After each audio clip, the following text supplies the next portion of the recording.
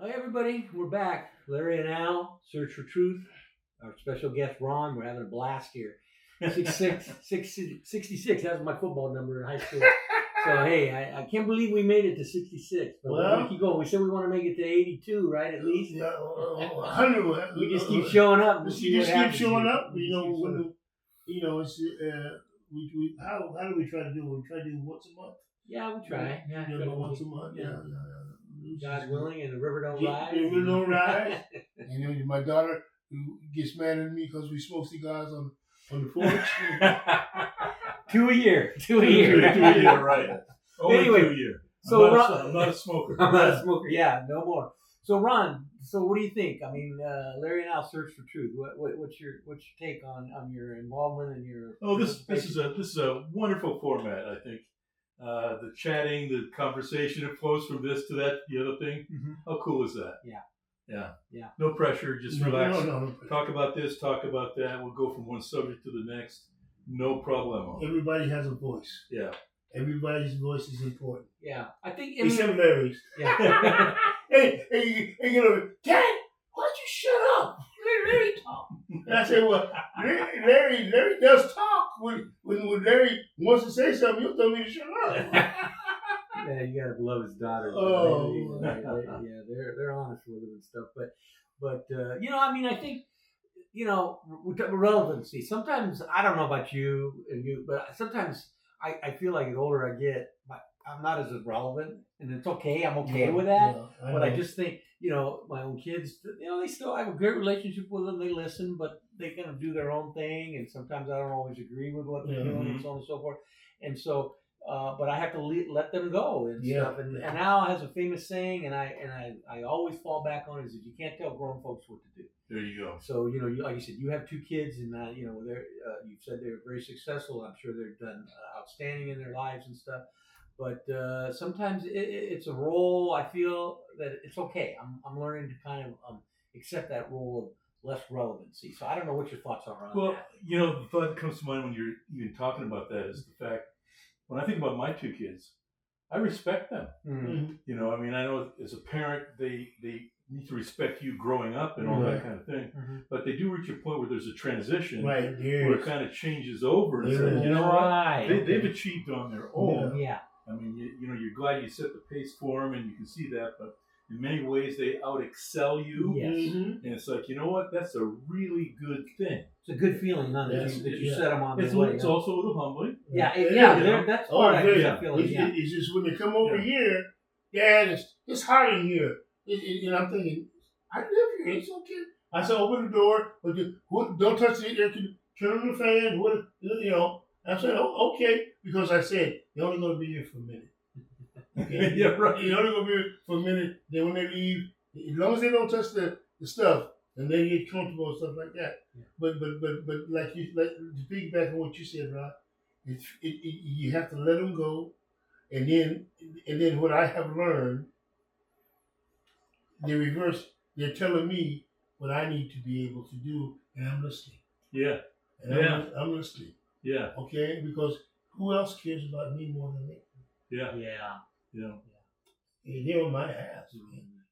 Get Dad. You need. I got an exercise girl comes in. I don't know the exercise, but okay. And Kim, she wants me to take that trip back down. Remember I told you? Right. And I told her, so I said I'll check, and I said no, I'm not gonna be able to do it because it's $3,500. Mm-hmm. Okay, and I can't guarantee. She said, well, I'll check it out. I said, all right. But when she's going to come out and we're going to do a thing to go to Palm Springs, and I've got my little bucket, and I'll get in the back of the car and I go with them, and then, as much as I can. So. Mm-hmm. But it's nice that they want you there. Oh, yeah. They're getting older too. They're growing, they're changing, they're looking at life.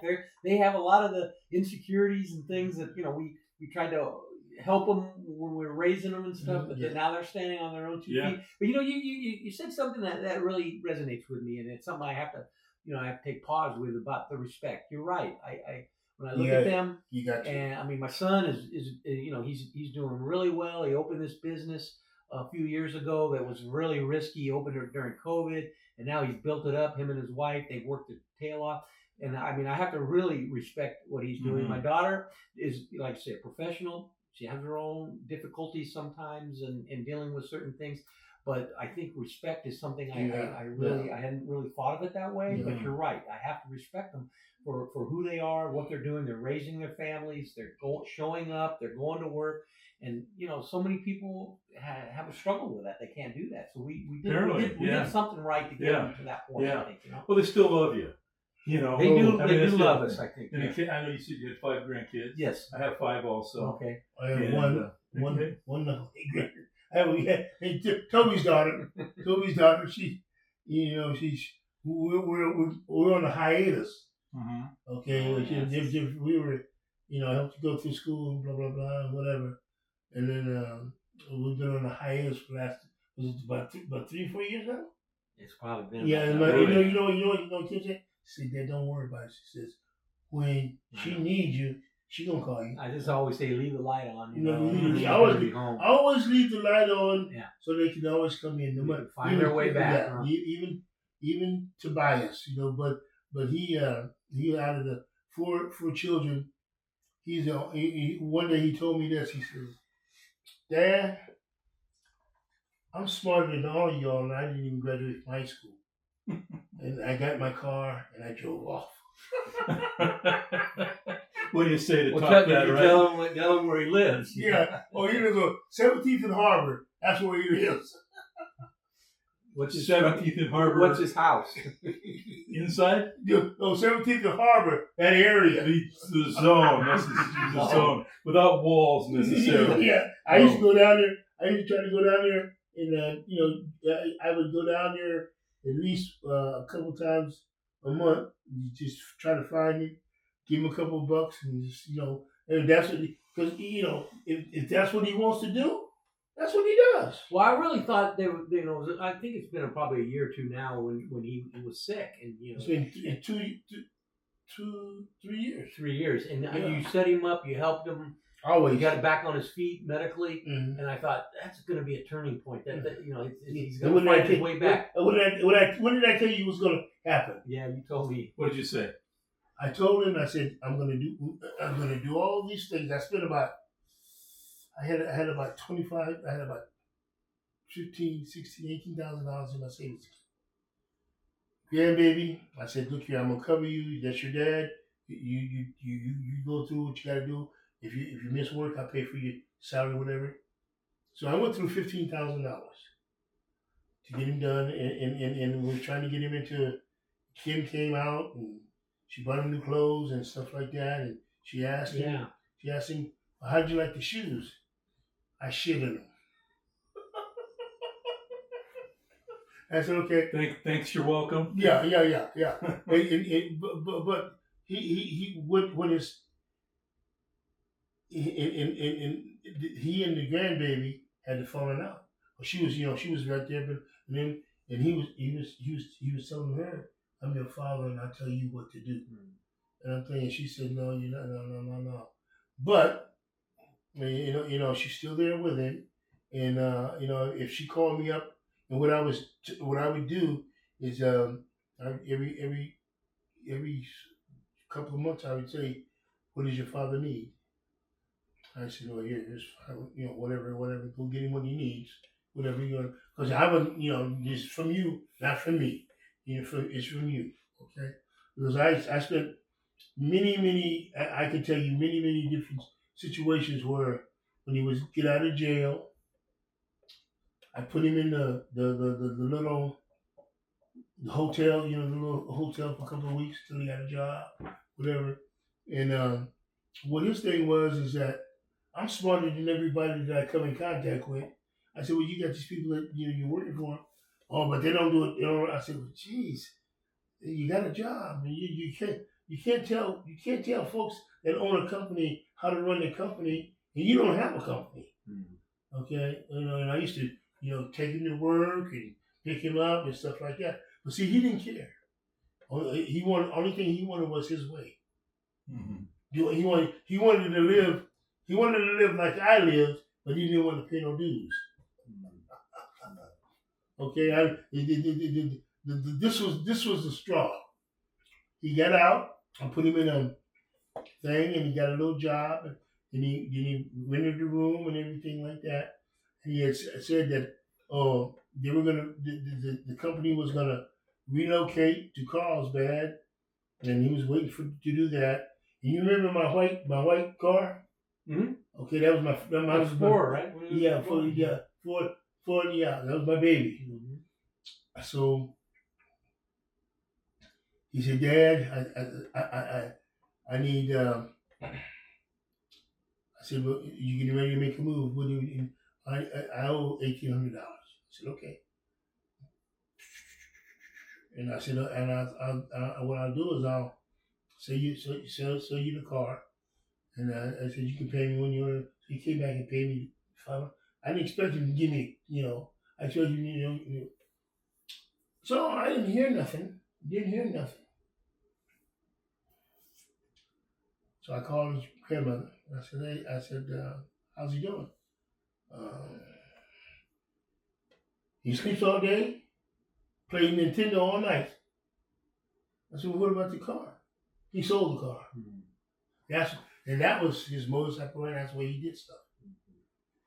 And I said, I've gone through all these different situations with him. I said, I'm done. Do you know much about his granddaughter? No. Tell her just other than our brief conversations from time to time. And how you helped her, she lived with you, and then what she's done. I mean, she has an advanced degree. Yeah, but tell a little bit about her, because she's an amazing story, and now she's just basically kind of dropped out. Well, her mother is illegal. In all these years, she never got her papers, but she's got two people, and she's in the middle. And like I used to tell her, I said, you're not my child. Because you have a mother and you have a father. But when you're listening to, when you want love from two people who don't want to give you love, but will use you for their own advantage, then you're tough. And she, she would do, she believed whatever dad used to say, well, we're going to get an apartment. We're gonna blah, blah, blah, blah. I'm gonna, never. He never kept a promise. Okay, and I was always in the void, filling in whatever, doing that stuff. And then she graduated from Long Beach with a degree in kinesiology. And I told her, that she went and got her degree. Yeah, well, I was helping her going back while she was with Al. Yeah, and then the reason why we no longer lived together is because they took advantage of me. Her mom came to, she said, well, can my mom come stay with us? The boyfriend kicked her out. I said, sure. Well, I go down, I go get groceries, and I go down, and I ain't got no groceries. And so I finally just said, you know what, I'm moving. Mm-hmm. And then she ended up in the streets, and then Brenda and I got her hooked up to get her an apartment and put stuff in it, stuff like that. I told her, you're not gonna live on the streets. That's not what you're gonna do. But she was always a hardworking. Yeah, hardworking. Yeah. But when you have these people in your ear about what they want, and you want love, okay? When you as a child, we all know we wanted our parents' love. Right. Okay. I had my parents' love up until this point when they got divorced, so I always knew I was loved. So I didn't have that. I didn't have to have it.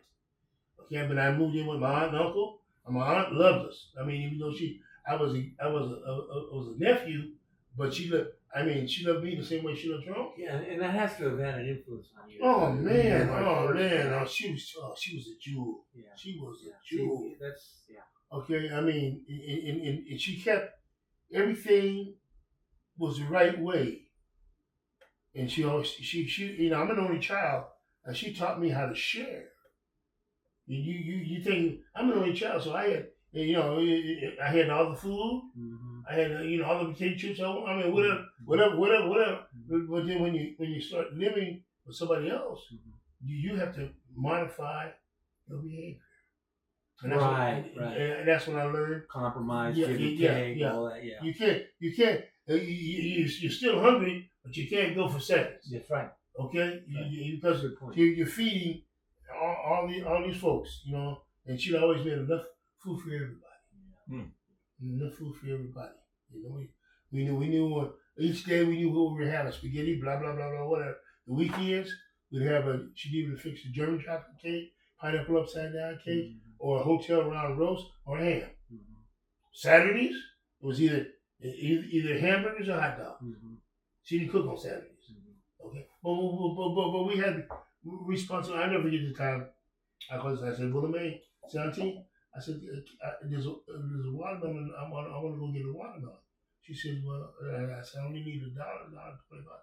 She said, "Okay," and she gave me the money. And then the last thing she said to me, "Make sure you share." Mm-hmm. Okay.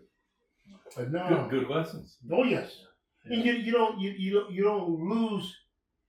don't lose those things. No. Mm-hmm. Okay, and even though and I don't know if you know this stuff, but my mother was acute paranoid schizophrenic, and I learned a lot about schizophrenia, and I learned a lot about dealing with her, and the one thing that I understood in my life was that even though she was like she was still my mother. And I still had a responsibility to take care of her the best way that I could. Okay, I couldn't have her around my children. I understood that. Many would say, "Well, how come? I said, "Oh, you're not paying attention to what's going on." Yeah, I remember you talking about that. But I had to be the guardrail, and it was when Brenda and I got divorced, and I spent more time guiding and being available for her. She would bizarre. She would do some bizarre stuff, and I just had to make. I had a lady up there in the Bay Area who would watch out for her. Thank you. But these are parts. This is a part of life. These things happen, and it happens to everybody. And it is a whole. I'm not the only one that it happened to.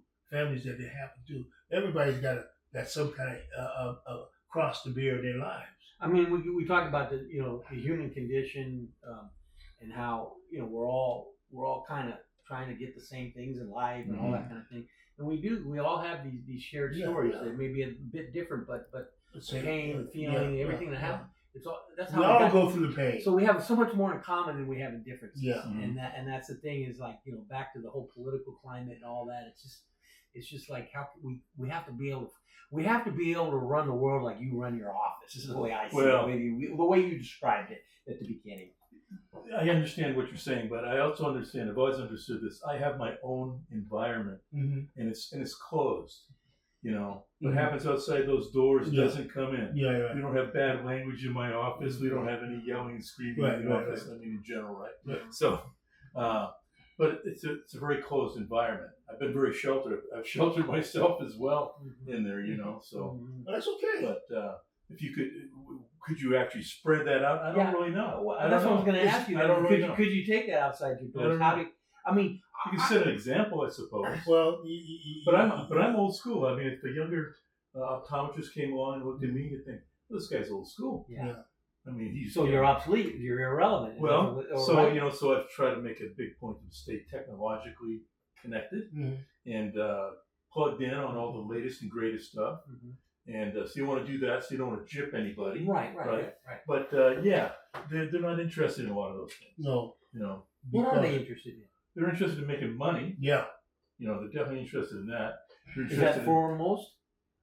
I think so. No, I mean, maybe generally. I don't want to how fast they can make the money. Yeah, I think so. Yeah. And so they don't necessarily see a value of the way you run your office as a way to keep clients, keep patients, keep people. There are some, but it's few and far between, I think. That's what we miss. Yeah. There's a skip there. I mean, to be honest with you, because of the way they are, I don't mean to sound so negative. Right. I don't really hang around with them. Right. You know, I mean, it's just not what I'm into. Right. I'm You not. don't find that, I'm even though just you not. have the same career or the same skill or business, Yeah. you know, it's not something you do You outside. know what? I'm not interested in learning how I can build the insurance company for more. Yeah, If I I got pull, you. if I pull this little routine here, Yeah. Right. I just don't traffic in that. No, It's because just a personal thing. it's you have integrity. Well, that's what I hope I have. Yeah. Some people call that foolishness, believe it or I not. know, Yeah, I know that. Yeah. I hear that. But Larry and I would not be doing what we do if we didn't have integrity. Yeah. Okay. Yeah. And when I tell people, integrity is doing the right thing when ain't nobody looking. Yeah.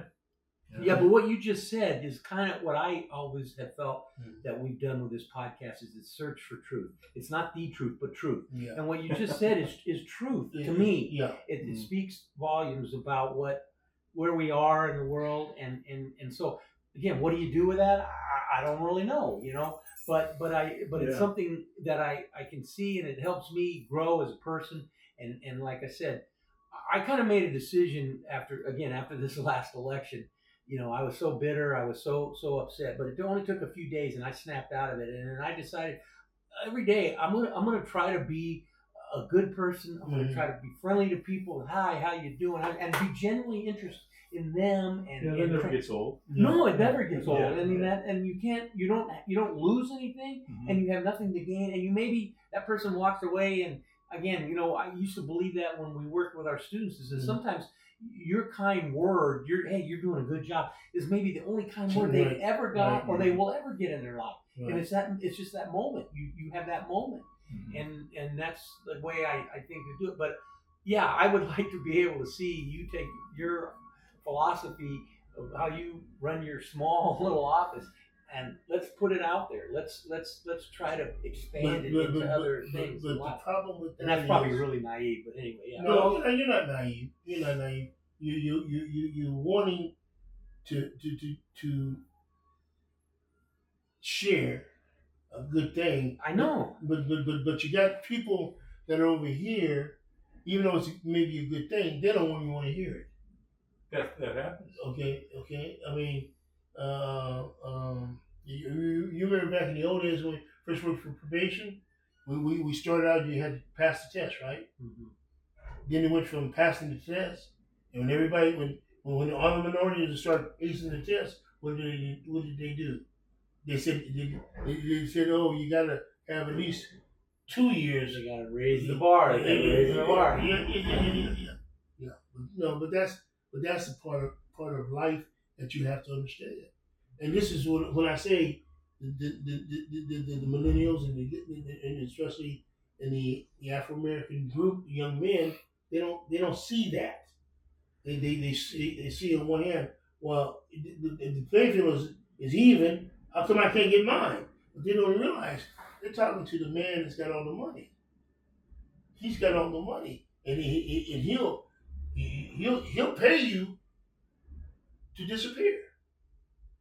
You get what I'm saying? He'll pay you to disappear. It's back in the old days when all the black guys were what?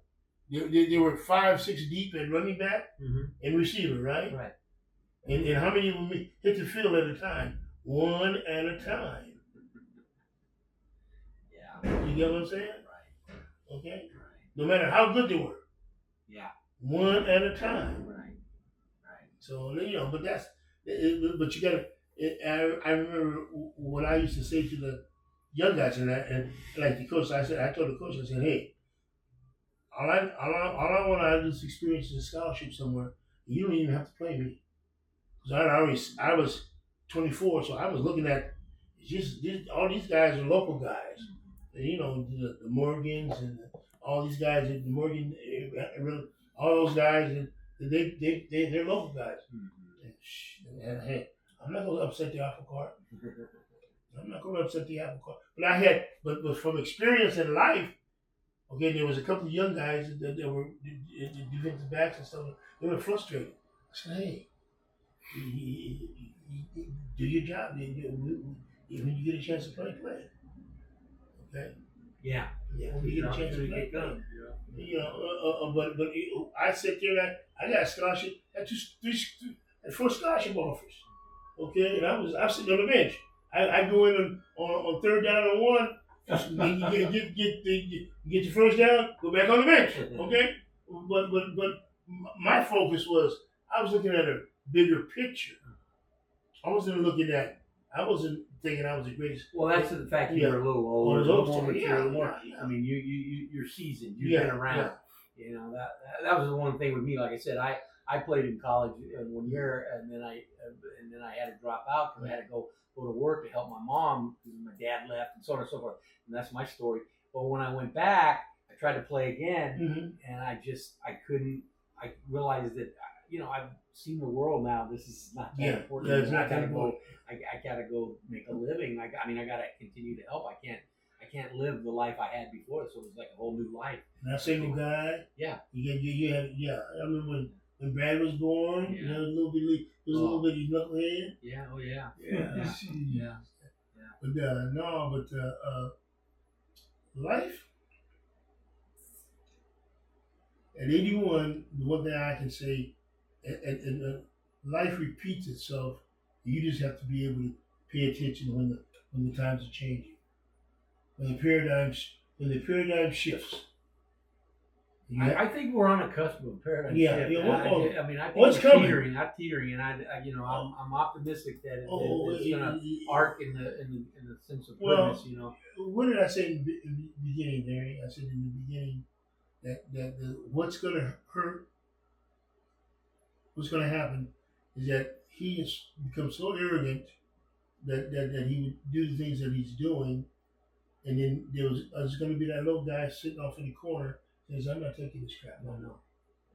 I'm not taking this crap no more. It doesn't make sense." Somebody. So I mean, someone what he's done. I mean, he's gone. I mean, the people. He says, "Well, the people they respect the United States more now than they have ever done." And I'm thinking to myself, what you looking through? Mm-hmm. What you looking through? He disregard for 71% of the people say you ain't doing a good job. Mm-hmm. But he says the only thing that can stop me is my morality. That's what he said. Mm-hmm. And then I'm thinking, damn, if you have no morality, okay. I mean, you don't care. You don't care about your fellow man. You don't even care about your children. And that's that. But he's got the rest of the world against. Think about this. In your mind, did you ever imagine that the world would treat us as if we were enemy number one? Well, like I said, it's not something I recognize. Mm-hmm. I'm enough read on history to know that we're not crystal clear. No, we're not. We're not squeaky clean, but we had worked to try to address those issues and made progress, and now everything is being rolled back to a time of this doesn't look recognizable to me. How can you tell another country, another entity, that they have human rights violations when you're violating human rights every day? Yeah, I mean, the hypocrisy. Yeah, and this is I'm saying to myself, what are these people they're thinking about? And that's what blows my mind is that they don't have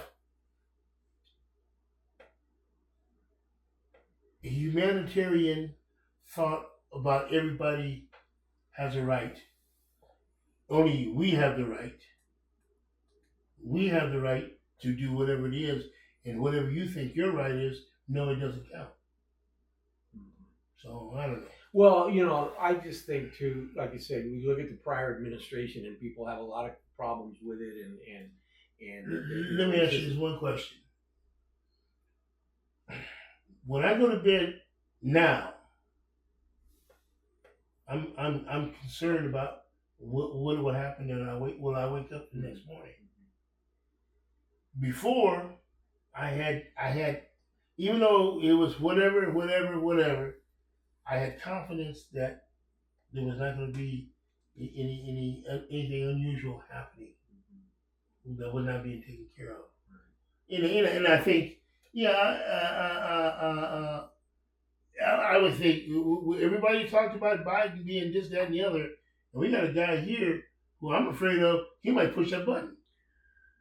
Well, I'm not knowing about that one way or the other. But my thing is that it came down to just character and integrity and dignity and respect. And yeah, you can fault whatever you want about the way things were run in this country prior, but at least that person sitting in that office was a decent human being who had led life, a tough life, had tough things happen, and the person that has replaced them just doesn't seem to care or be concerned about our humanity. It's just simple as that.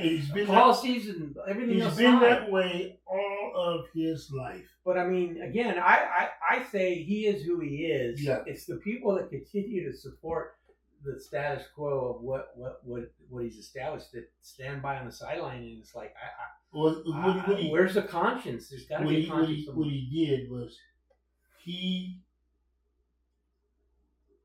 represents all those quiet people who have their thoughts. Yeah, I know. Because things, you got to remember, when you're in charge, you used to be in charge. When you're not in charge no more, that's a kick in the teeth. And it would say, oh, you think you're smart because you went to college. You know, that's what people used to say. Oh, you think you are smart in IGG. You are. Because you think you went to college? And I'm thinking, no, I'm just trying to go here. And and you know, you have a conversation with them and they don't know jack shit. They don't know what time of day it is. It's just like when the guy sat on the sidelines and took a knee, and they took it all out of proportion. And when he was, and they took it and ran with it and turned it into something that it wasn't. And then when they said woke, and you asked me what and I told you what woke meant. Well, I told you what it meant. What did I tell you it meant? I don't remember exactly what your word woke. was. This is what we used to say when I was young coming up. Stay woke. Pay attention to your environment. Pay attention to what's going on, so you don't get trapped over there with the police. So you don't get stuck in a situation. That's a little different than now, huh? Huh? Yeah. The definition of woke has changed. Yeah. Well, and I'm thinking, woke means, what is it? It means to them whatever they said it meant. And it didn't. It's become a bad. It's become a bad thing. And I always thought of it as just being aware, seeing things as they are, and saying, hey, you know, this isn't right, this isn't fair, this isn't just. Let me tell you who is the boogeyman now? Transgender. Right. Okay, but how many students that are competing in athletics are transgender? Oh, it's less than 1%. I mean, it's way down. It might even be 15 to 20 in the whole United States. Exactly. The whole United States. And they say, and what they say is, well, your kid's gonna go to school. You're gonna go to school in the morning and come back in the evening. It's gonna be gay. Gonna be this, that. You know, I don't know. Well, listen, I know we need to wrap up, but I wanted to thank again, Ron. I hope you would want to come back again. Absolutely. Would you like to come back again? Sure. Okay, we just what you do. This is how we do it. We're also gonna get free tacos. Oh, you definitely. Yeah. You got that for sure. But just let us know when you're available, and we'll plug you in. Yeah, Thursdays are usually our day, but we'll see how that goes. But we really appreciate it. I want to thank Elijah again for all his technical expertise and help. And don't forget to subscribe. He always reminds me I need to ask for subscriptions, and I don't know what we're up to, but we're happy to have anybody listen to three old guys in this case talk about what we found and what we discovered, and we continue to not know the truth, but we're at least going to search for it. So peace out, and thank you. Thank you. Thank you. those of you that are out there listening, subscribe to our page so that you can get the notifications of when we're going to record again.